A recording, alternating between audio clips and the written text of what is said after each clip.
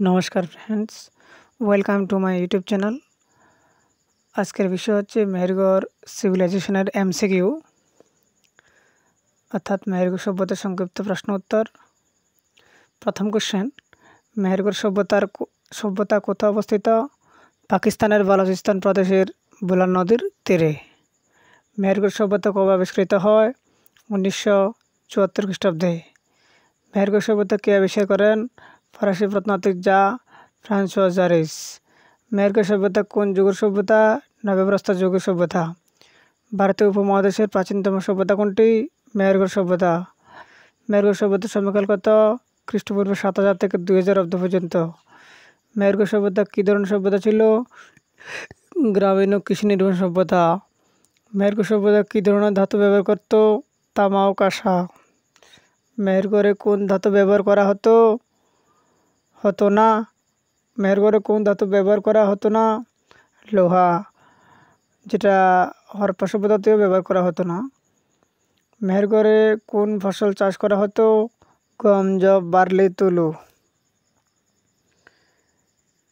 মেহেরগড়ে অধিবাসীরা কোন পশু পালন করত? ছাগল, ভেড়া, গবাদি পশু, কুচ বিশিষ্ট ষাঁড়। মেহেরগড়ের প্রথম কি চাষের নমুনা পাওয়া গেছে? তুলো অর্থাৎ কার্পাস চাষ। মেহেরগড়ের বাড়িগুলো কি দিয়ে তৈরি হতো? রোদে শুকানো কাদামাটির ইট বা পাথর দিয়ে। ফ্রেন্ডস, আমি যে কোশ্চেনগুলি দিয়েছি এই টপিক থেকে, অর্থাৎ মেহেরগড় সিভিলাইজেশন থেকে, খুবই গুরুত্বপূর্ণ কোশ্চেন। টোটাল 45টা কোশ্চেন দিয়েছি। এগুলি একটু ভালো করে দেখবেন। আশা করি এই টপিক থেকে যতগুলো কোশ্চেন দেওয়ার প্রয়োজন অতগুলো কোশ্চেনে দিয়ে দিয়েছি। তারপর নেক্সট কোশ্চেন হচ্ছে, মেহেরগড়ে কোন প্রাণীর খোলস ব্যবহৃত হতো? সামুদ্রিক প্রাণীর খোলস। মেহেরগড় সভ্যতায় কোন যুগের প্রথম দাঁতের ফুটো করার নিদর্শন পাওয়া গেছে? নব্যপ্রস্তর যুগে। মেহেরগড় সভ্যতার প্রথম পর্বের সময়কাল কত? খ্রিস্টপূর্ব 7000 থেকে 5000 অব্দ পর্যন্ত। মেহেরগড়ের অধিবাসীরা কোন ধর্মে বিশ্বাস পোষণ করত? আত্মার দেহান্তর পরজন্ম বা পুনর্জন্মের বিশ্বাস করত। মেহেরগড়ের মৃতদেহের সঙ্গে কী কী সমাহিত করা হতো? ঝুড়ি, পুঁথি, চুড়ি, পাথর ও হাড়ের যন্ত্রপাতি। মেহেরগড়ের অধিবাসীরা কোন অলঙ্কার ব্যবহার করত? সামুদ্রিক প্রাণীর খোলস অর্থাৎ চুনা পাথর ও বেলে পাথর, নীলকান্তমণি। মেহেরগড়ে কোন ধরনের মূর্তি পাওয়া গেছে? পোড়ামাটির নারী পুরুষের মূর্তি ও কুচবিশিষ্ট ষাঁড়ের মূর্তি। মেহেরগড়ে কোন বাণিজ্যিক প্রমাণ পাওয়া গেছে? আফগানিস্তান, ইরান, পশ্চিম এশিয়া ও মেসোপটেমিয়ার সঙ্গে বাণিজ্য।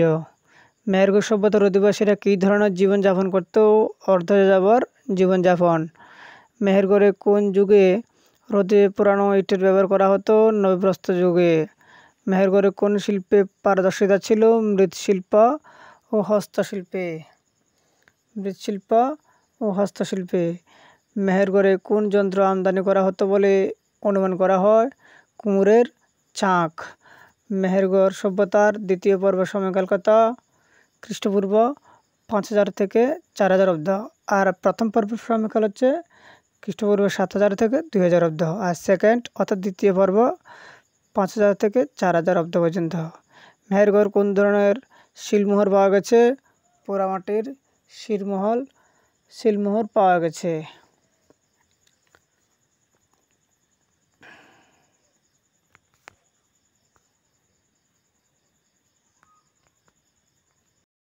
তারপর নেক্সট কোশ্চেন,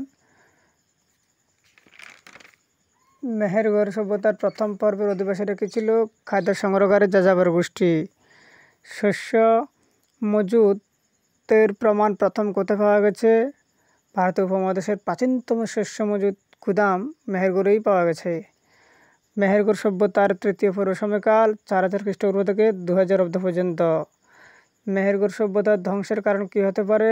জলবায়ু পরিবর্তন, কৃষি উপাদান হ্রাস বা হরপ্পা সভ্যতার উত্থানের কারণে গ্রামীণ জীবনযাত্রার পরিবর্তন হয়।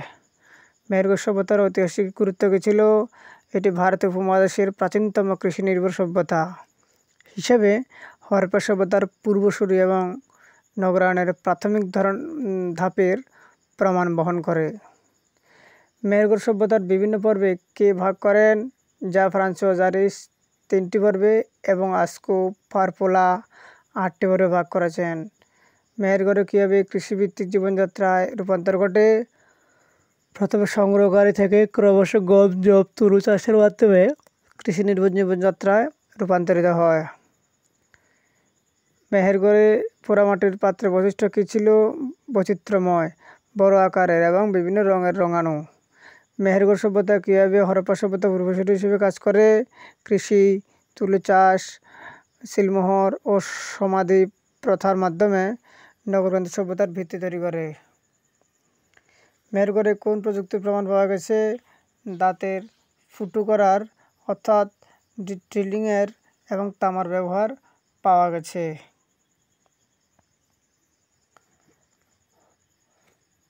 তারপর নেক্সট কোশ্চেন, মেহেরগড়ের অধিবাসীদের সমাধি প্রথা কেমন ছিল? মৃতদেহের সঙ্গে অলঙ্কার ও যন্ত্রপাতি সমাহিত করা হতো। মেহেরগড়ে কোন সামাজিক কাঠামোর প্রমাণ পাওয়া গেছে? অর্ধযাযাবর কৃষি নির্ভর সমাজ, যেখানে বিভিন্ন পেশার মানুষ ছিল। মেহেরগড়ে কোন হাড়ের যন্ত্রপাতি পাওয়া গেছে? হাড়ের তৈরি সূচ ও অন্যান্য সরঞ্জাম। মেহেরগড় সভ্যতার অর্থনৈতিক ভিত্তি কী ছিল? কৃষি, পশুপালন ও বহির্বাণিজ্য। মেহেরগড়ে কোন ধরনের শিল্পকর্ম পাওয়া গেছে? পোড়ামাটির মূর্তি, শিলমোহর ও রঙিন পাত্র। এগুলি শিল্পকর্ম ছিল, পোড়ামাটির মূর্তি, শিলমোহর এবং রঙিন পাত্র। মেহেরগড়ের অধিবাসীরা কীভাবে বাণিজ্য পরিচালনা করত?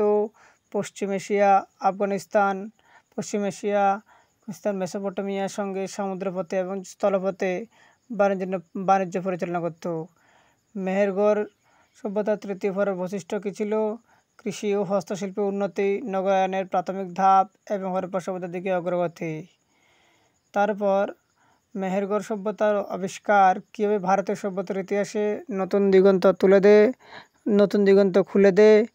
এটি ভারতীয় উপমহাদেশের প্রাচীনতম কৃষিনির্ভর জীবনযাত্রা ও হরপ্পা সভ্যতার পূর্বসূরি পর্যায়ের সন্ধান দেয়।